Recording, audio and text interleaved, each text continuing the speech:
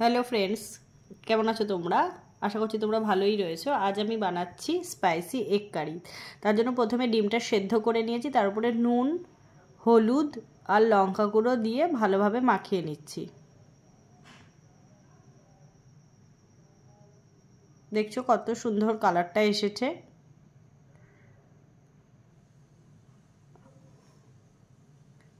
এরপর কড়া বসিয়ে নিয়েছি, তারপর দিয়ে দিচ্ছি সামান্য সাদা তেল, দিচ্ছি সামান্য পরিমাণ সর্ষের তেল। সাদা তেল আর সর্ষের তেল দুটো মিশিয়ে এই রান্নাটা করব।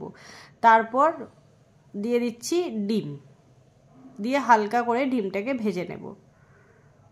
এতে কিন্তু রঙটাও খুব সুন্দর আসে। দেখছো হালকা করে ভাজা হয়ে গেছে। এবার ডিমগুলো তুলে নিয়ে আমি দিয়ে দিচ্ছি পেঁয়াজ বাটা। চাইলে তোমরা পেঁয়াজ কুচিও দিতে পারো। দিচ্ছি লঙ্কা বাটা আর দিলাম রসুন বাটা আর দিচ্ছি কাঁচা টমেটো। এবার ভালোভাবে এই মশলাটাকে মিশিয়ে নেব। দেখেছো মশলাটা মেশানো ভালোভাবে হয়ে গেছে।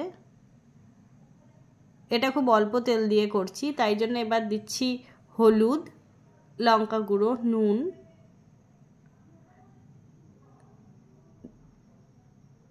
আর একটু সামান্য পরিমাণ জল দিয়ে মশলাটা ভালোভাবে কষিয়ে নেব। ততক্ষণ কষাবে যতক্ষণ মশলার কাঁচা গন্ধটা না চলে যায়। দেখো মশলাটা কষানো হয়ে গেছে, কত সুন্দর দেখতে লাগছে। এবার দিয়ে দিচ্ছি ভেজে রাখা ডিম, দিয়ে আরেকবার ভালোভাবে কষিয়ে নিচ্ছি।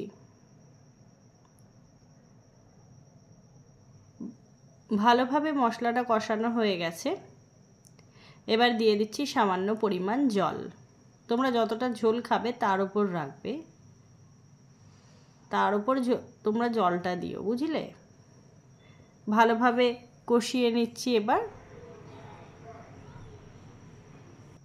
দেখো জলটা একটু শুকিয়ে গেছে, একদম তৈরি হয়ে গেছে আমার স্পাইসি ডিম এগ কারি। ভিডিওটা ভালো লাগলে লাইক